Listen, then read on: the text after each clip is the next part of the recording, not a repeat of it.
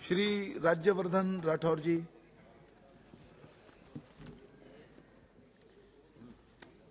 धन्यवाद अध्यक्ष महोदय। मुझे मेरे मित्र सुरेश जी जिन्होंने अभी अपनी बात रखी, उनकी सेहत की काफी चिंता हो रही है। वो हेलुसिनेशन कर रहे हैं। अब आमतौर से हेलुसिनेशन एक बीमारी होती है, लेकिन जिस पार्टी से वो आते हैं मुझे लगता है वो और उनकी पार्टी ये मनोविकार की तरफ न जाए। जो तथ्य है उन तथ्य पे ध्यान दे, और तथ्य मैं इनको बताता हूं। सुरेश जी ने बात करी कि जो सरकार है वो आंकड़ों के साथ खेलती है। कोरोना के समय जब ट्रेनों ने 6.5 करोड़ श्रमिकों को घर तक पहुंचाया, वो आंकड़े नहीं है, वो असलियत है। हजारों मिलियन मीट्रिक टन ऑक्सीजन अलग अलग राज्यों तक पहुंचाई, वो आंकड़े नहीं है, वो हकीकत है। और अभी मैं बतलाता हूं कि हकीकत क्या है। जब आपने हकीकत की बात करी, आपने एक कमेटी बिठाई थी 2012 में।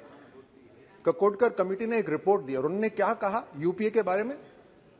Mismanagement of UPA government in railway, all safety margins have been squeezed, this has led to a neglect of infrastructure and maintenance. ये हकीकत है कांग्रेस की।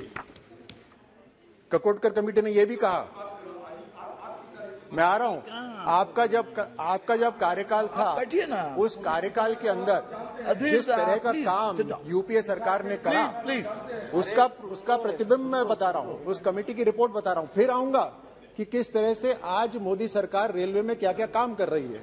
लेकिन ये कॉन्ट्रास्ट समझना बहुत जरूरी है अध्यक्ष महोदय, क्योंकि अभी बात करी गई स्लाइट ऑफ हैंड की, हाथ की सफाई। बीजेपी में तो हाथ है ही नहीं, हाथ तो कांग्रेस में है। हमारे यहां हाथ की सफाई नहीं होती है। ककोडकर कमेटी ने कहा कि under UPA government this reveals a grim picture of inadequate performance largely due to poor infrastructure and resources and lack of empowerment at the functional level। ये हकीकत है उनकी। अब मैं आपको बताता हूं कि क्या आंकड़े हैं। और आपने प्राइवेटाइजेशन की भी बात करी।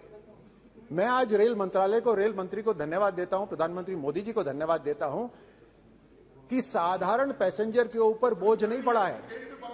साधारण पैसेंजर पे बोझ नहीं पड़ा है। इन्होंने नए नए तरीके निकाले हैं कि साधारण पैसेंजर को अच्छी सेवा भी मिले, अच्छी सुविधा भी मिले और उसके ऊपर खर्चे का बोझ भी ना आए। किस तरीके से करा गया? यूपीए के दौरान 2013-14 के अंदर फ्रेट कैरेज कितना हुआ, जब कोई कोविड की समस्या नहीं थी? तकरीबन 1000 मिलियन मीट्रिक टन। अगर आपको लगता है ये बहुत ज्यादा है तो अब सुनिए, जब सारा सप्लाई चेन पूरी दुनिया का बिगड़ गया था, उस समय 2021 के अंदर freight carriage 1200 million metric ton Modi सरकार ने करा। ये अंतर है जो यूपीए के समय और भारतीय जनता पार्टी के समय। यूपीए के समय 54 न्यू लाइंस सैंक्शन करी गई, लेंथ ऑफ तकरीबन 5,500 2010 से 2013। लेकिन मोदी सरकार ने कितने करे? 500 प्रोजेक्ट और कितने किलोमीटर? 51,000 किलोमीटर की लंबाई। कहां 5,000 किलोमीटर और कहां 51,000 किलोमीटर, जिसके अंदर से तकरीबन 190 न्यू लाइन प्रोजेक्ट्स हैं 21,000 किलोमीटर की। अध्यक्ष महोदय, आपने सुना होगा कि मीटर गेज से ब्रॉड गेज कन्वर्जन होता है। आप सोचिए कि यूपीए ने कितने कन्वर्जन करे होंगे अपने कार्यकाल के अंदर? 9 कन्वर्जन करे। और मोदी सरकार के समय ये हुए तकरीबन 50 कन्वर्जन 6,500 किलोमीटर की लंबाई के। कहां 9 मीटर गेज से ब्रॉड गेज 9 कन्वर्जन हुए और कहां 50? बहुत बड़ा फर्क है। नए प्रोजेक्ट्स लेकर आ गए। तकरीबन 108 डबलिंग प्रोजेक्ट्स हुए यूपीए के समय। मैं ये अंतर खासतौर से इसलिए बता रहा हूं कि हर बार ये बात होती है कि कोई काम नहीं हो रहा, तो उनका काम भी सीधे सीधे मैं बता देता हूं और अपना काम भी मैं बता देता हूं। 108 डबलिंग प्रोजेक्ट्स हुए यूपीए के कार्यकाल के अंदर, तकरीबन 5,000 किलोमीटर।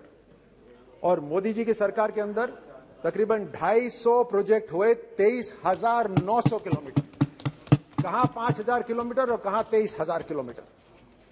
इलेक्ट्रिफिकेशन की बात करें, इलेक्ट्रिफिकेशन के अंदर यूपीए गवर्नमेंट ने 2010 और 2014 के बीच तकरीबन 3,000 किलोमीटर को इलेक्ट्रीफाई करा।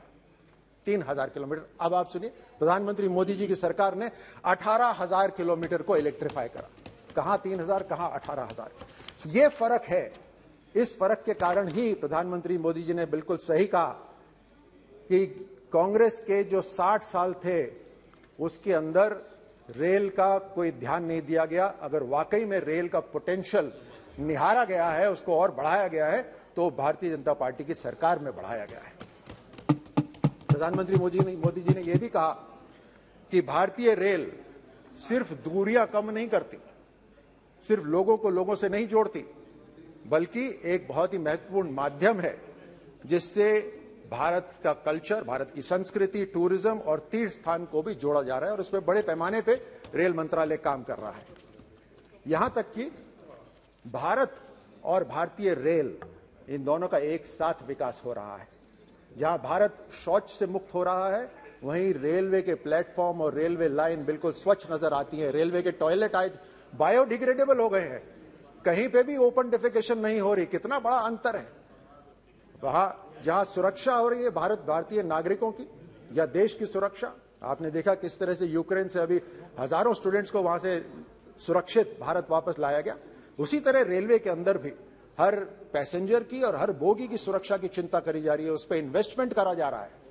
एक्सीडेंट्स की रेट्स पे मैं आऊंगा, आप देखिएगा कि कितना बड़ा अंतर हुआ। एक्सीडेंट्स किस तरह से कम हुए।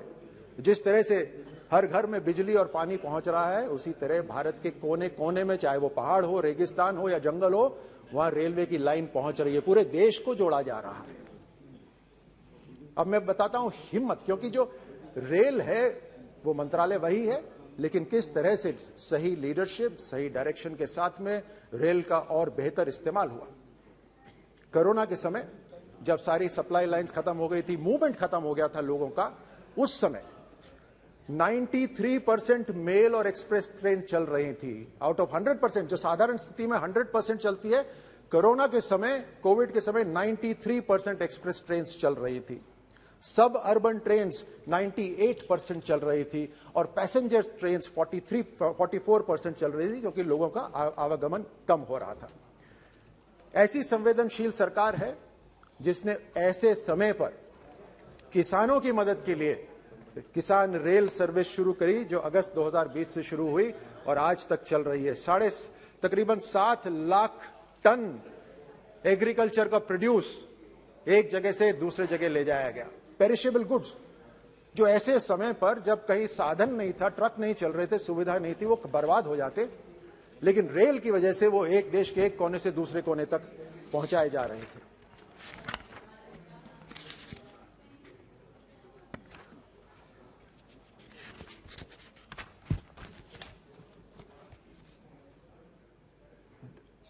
डेडिकेटेड फ्रेट कॉरिडोर्स के ऊपर ध्यान दिया गया है। ऐसे समय पर जहां आर्थिक व्यवस्था को और मजबूत करा जा सके, एम्प्लॉयमेंट और बढ़ाया जा सके, तकरीबन 1100 किलोमीटर का ईस्टर्न और वेस्टर्न डेडिकेटेड फ्रेट कॉरिडोर पूरी तरह से तैयार हो गया है, कमीशन हो चुका है। जैसे मैंने कहा, इलेक्ट्रिफिकेशन तकरीबन 5 गुना ज्यादा इलेक्ट्रिफिकेशन हो चुका है यूपी के कार्यकाल के कंपैरिजन के अंदर। ओपन डेफिकेशन ट्रैक्स पे वो बिल्कुल खत्म हो गया है। वर्ल्ड क्लास सिग्नलिंग अब भारत के अंदर ही, आत्मनिर्भर भारत के अंदर तैयार करी हुई एक सिक्योरिटी सिस्टम को शुरू करा गया है। 97% स्टेशंस अभी पूरी तरह से मॉडर्न सिग्नलिंग सिस्टम के साथ तैनात हैं। और ये जो indigenous automatic train protection system है, जिसको कवच का नाम दिया गया है, उसको इंप्लीमेंट करा जा रहा है। ईज ऑफ डूइंग बिजनेस शुरू कर दिया गया है। रेलवे के अंदर कई सारे वेंडर्स हैं, अपने आप में एक बहुत बड़ी ये इंडस्ट्री है। उसके अंदर वेंडर्स को आसानी से काम मिल सके, उनकी जो टेंडर्स की फीस है, एप्लीकेशन फीस है, उसको कम कर दिया गया है और बड़ी मात्रा पे कम करा गया है। अध्यक्ष महोदय, कहां 2.5 लाख रुपए होता था, अब मात्र 15,000 पर एप्लीकेशन इसको कम कर दिया गया है। वेंडर्स का जो अप्रूवल सिस्टम है, वो पहले दर दर भटकना पड़ता था, हर दफ्तर में फाइल खिसकानी पड़ती थी, और आपको पुराना तरीका पता है फाइल खिसकाने का, वो सारा बंद हो गया है। अब एक सिंगल विंडो क्लियरेंस है यहां पर, और ऐसा प्रबंध करा गया है जहां किसी व्यक्ति से मिलने की आवश्यकता नहीं पड़ती। तो आपको अगर अपनी बिजनेस अगर रेल मंत्रालय के साथ जोड़ना है तो उसके अंदर आपको किसी व्यक्ति से मिलने की जरूरत नहीं पड़ेगी, उसको कम कर दिया गया है। Entirely single interface approval of vendors और complete single window online processing शुरू कर दी गई है। वंदे भारत ट्रेन शुरू करी गई है, एक आधुनिक ट्रेन तेज गति से चलने वाली, तकरीबन 160 किलोमीटर की ऑपरेशनल स्पीड इन ट्रेन की रहती है। स्टेनलेस स्टील बॉडी की ये ट्रेनें हैं, 20% एनर्जी को सेव करती हैं। तो हर तरह से आप देखिएगा कि मॉडर्नाइजेशन के नाम पर असली काम हो रहा है। बुलेट ट्रेन्स या हाई स्पीड ट्रेन्स की तैयारी हो रही है। तकरीबन 13 मेजर सिटीज हैं जहां ये बुलेट ट्रेन्स को साथ जोड़ने का प्लानिंग शुरू हो चुका है। इंप्लीमेंटेशन हो रहा है अहमदाबाद से मुंबई तक का जो बुलेट ट्रेन का कॉरिडोर है उसका। इन सब के ऊपर काम हो रहा है। तकरीबन 2023 तक 75 वंदे भारत ट्रेन देश के अंदर चल रही होंगी और तकरीबन 400 और रेक्स की तैयारी हो रही है विद 50,000 करोड़ एक्सपेंडिचर। आप देखिए कि किस तरह से एक साधारण नागरिक की सुरक्षा से लेकर उसकी सुविधा, जब वो प्लेटफॉर्म पर आए उसको साफ सुथरा प्लेटफॉर्म नजर आए। अगर कोई बिजनेस करना चाहता है रेलवे के साथ तो उसको एक साफ और सरल तरीका प्रोवाइड करा जा रहा है कि वो अपनी बिजनेस कर सके।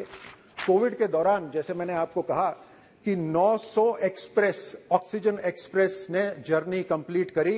ये अपने आप में बहुत बड़ा काम था एक ऐसे समय जब पूरे देश को मदद की जरूरत थी। तकरीबन 2000 फुल टैंकर्स और 36,000 metric ton liquid medical oxygen पहुंचाई गई। 6.5 करोड़ श्रमिकों को एक ऐसे समय अपने घर तक सुरक्षित पहुंचाया गया।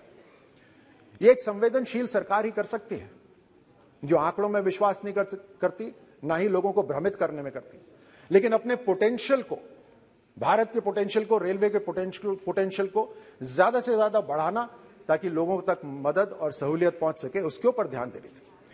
और कोविड के दौरान आमतौर से सबने काम बंद कर दिए थे, लेकिन आप देखिए रेलवेज को और प्रधानमंत्री मोदी जी की लीडरशिप को कि एक ऐसे समय जब पूरी दुनिया के अंदर काम रुक गया था, रेलवेज ने इसको अपॉर्चुनिटी समझा और तकरीबन 370 इंफ्रास्ट्रक्चर प्रोजेक्ट कंप्लीट कर डाले जब पूरे देश के अंदर, पूरी दुनिया में काम नहीं हो रहा था। ये रेलवेज का कमाल है, मैं इनको बधाई देता हूं उसके लिए। स्टेशंस का डेवलपमेंट हो रहा है। गांधीनगर के अंदर, मध्य प्रदेश के अंदर और बेंगलोर के अंदर नए रेलवे स्टेशन तैयार हुए हैं। रेल कौशल विकास योजना शुरू करी गई है, जहां पर 50,000 कैंडिडेट्स को निःशुल्क 3 साल तक 2024 तक ये ट्रेनिंग चलेगी, इनको ट्रेन कराया जाएगा। अध्यक्ष महोदय, रेल अपने आप में, जैसे पहले कहा जाता था कि भारत का एक प्रतिबिंब है और भारत को अगर किसी को समझना है तो रेल की यात्रा करनी चाहिए। मुझे लगता है वो आज के दिन भी पूरी तरह से सही है, क्योंकि आज भारत बदल रहा है और वो बदलते भारत की तस्वीर भी अगर आप रेलवे में ट्रैवल करेंगे तो देख सकते हैं। जब मॉडर्न बिल्कुल ट्रेन, जहां विस्ता डोम जो आप शायद विदेशी तस्वीरों में देखते थे, उस तरह के मॉडर्न इनके कोचेज हैं, जहां ऊपर भी शीशे लगे हैं, साइड में शीशे लगे हैं और पूरी फुली एयर कंडीशन इनकी ट्रेन्स हैं जो पूरी तरह से सुरक्षित हैं। इनके एक्सीडेंट्स कम हो गए 2021 के अंदर। वैसे तो हर एक एक्सीडेंट बड़ा चिंता का विषय है, लेकिन पहले जहां 200 एक्सीडेंट होते थे, 2021 के अंदर मात्र 35 एक्सीडेंट हुए हैं। ये अपने आप के अंदर रेलवे जिस दिशा में काम कर रहा है उसकी तारीफ है। तो हर तरह से रेलवे के अंदर बड़ा काम हुआ है। और जैसे मैं कह रहा था कि आज भी रेल में यात्रा करना भारत की तस्वीर होगी, तो रेल आज सिर्फ परिवहन का ही साधन नहीं है, एक पूरा हिंदुस्तान है और भारतीय रेल अब हर नागरिक का अभिमान है। ये कहकर मैं अपनी बात यहीं समाप्त करता हूं। धन्यवाद।